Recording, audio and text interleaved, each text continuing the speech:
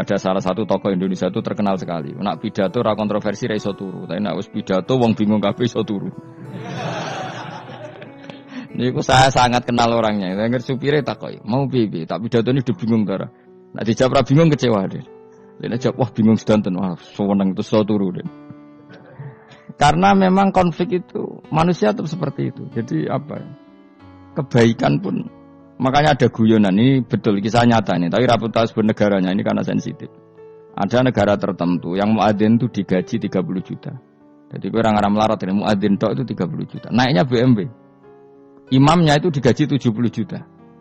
Hitung saja kalau 70 juta satu bulan satu sholat berapa? 70 dibagi 30. Kira-kira berapa satu hari ini? 2 juta ya, sekitar 2 juta 200 lah. Enggak kayak Indonesia, imamnya fakir-fakir terus muadzinnya fakir-fakir. Dikira itu satu prestasi negara itu karena mengapresiasi, menghormati muadzin dan jebule sing kiai Indonesia aja penak. Madikman ke salat terus. Maksudnya lah madikman ke salat terus lah ono gajine ngono. Akhirnya kecewa. Semenjak itu ora berani cerita prestasi negara itu pada Indonesia. Ya dia itu bangga negaranya itu menghormati imam sampai digaji, muadzin digaji. Terus dikirakan Indonesia dinya. Imam Indonesia kan fakir-fakir, kadang wis padasane elek imami dhewe, koma dhewe. Terus macam-macam lah. Nah. Tapi dekne gak ngerti nek Indonesia ku pinter tukaran, pinter debat. Oh, berarti ke salat terus iku perkara ana gajine to ngono. Makanya imam di sana sergap-sergap karena kalau nggak ngimami dipotong gaji. Semenjak itu negara itu nggak pernah cerita prestasinya negaranya mengelola imam. Nah itu dunia-dunia kemarin geger. Saya sering debat sama banyak kiai karena itu. Gue setuju di masjid imami digaji sama ndak. Misalnya saya partai ikhlas, setuju ndak biar ngimami itu ikhlas. Ada yang partai realistis, mereka kan punya keluarga, harus dibaji dong, kalau enggak kasihan. Partai realistis versus partai ikhlas. Menang mana coba? Menurut hukumnya Allah mungkin menang ikhlas, tapi partai realistis, masuk wong kok ngimami tok rantuk gaji. Artinya apa? Dalam kebenaran saja bisa diperdebatkan, apalagi barang benar baik batil. Karena manusia itu punya mental wahum yakhisimun. Ya sudah seperti itu. Makanya nanti benar-benar gak ada konflik itu di akhirat. Mulane akhirnya imam gak bangga. Surga imami mangsane hebat jebule mergo digaji. Mandek-man ke salat terus wong ono gajine. Artinya salatnya orang Indonesia itu luar biasa. Imam-imam Indonesia tanpa gaji kok. Ya resikonya kadang mutung, itu kan gak masalah. Tapi ya gak masalah lah, tapi tetap ikhlas dibang napa? Gaji. Mana kalau nu bingung saya hafid mulai digaji, ustad digaji, kalau bingung ngerti takoki, kalau berkali-kali beberapa pemprov kan ingin mengapresiasi hafid dapat insentif terus ustad, kalau ngerti takoki, jenengan termasuk yang setuju apa enggak? Muni setuju, kok didik uang kedonyan, muni ras setuju hafid betul duit kok ora oleh, aku yang mendingin, wong alim reso mikir dunia, mendingan udah coba.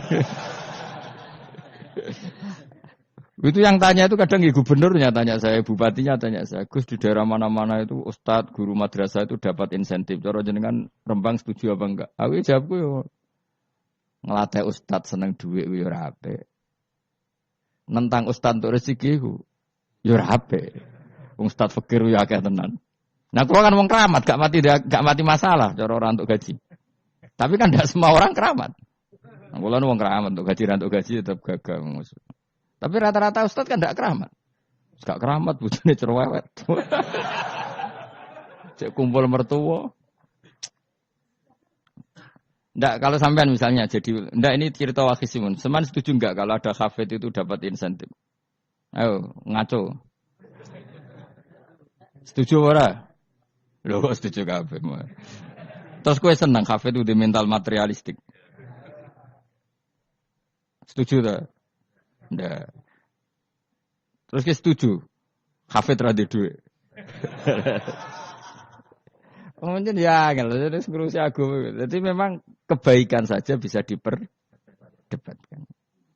Makanya dulu kalau ulama makanya ijtihad itu penting. Ulama dulu itu kalau gejolak-gejolokan itu dalam hal yang tidak mujma'alah ya tentu dalam hal yang tidak apa mujma'alah. Itu gejol-gejolkannya itu nggak pernah selesai.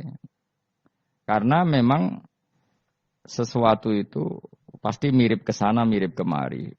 Makanya disebut ra'yuna shawabun yahtamilul khata' wa ra'yuka khata'un yahtamilus shawab. Pendapat saya itu taruhannya benar dulu tapi ya mungkin salah, tapi pendapat Anda salah tapi mungkin benar. Karena mirip-mirip. Misalnya zaman sahabat itu sudah jadi perdebatan gini. Setelah Mekah ditaklukkan Rasulullah dan setelah Rasulullah wafat dan Islam sangat-sangat kuasa, bukan sekedar kuasa lagi sangat kuasa. Paling enggak menguasai Mekah Medina. Itu perdebatannya gini. Kita keluar Medina apa enggak? Sebagian sahabat, enggak, kita di Medina, ini ardu Rasulillah, ini muhajaru Rasulillah, tempat yang dipakai hijrah Nabi. Kita keluar dari Mekah enggak usah. Sholat di Mekah itu fadilahnya sebagaimana 1000 sholat. Wah, debat gitu.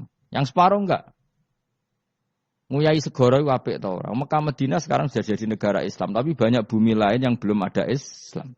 Menyebarkan Islam itu penting, enggak penting. Efeknya meninggalkan Mekah Medina.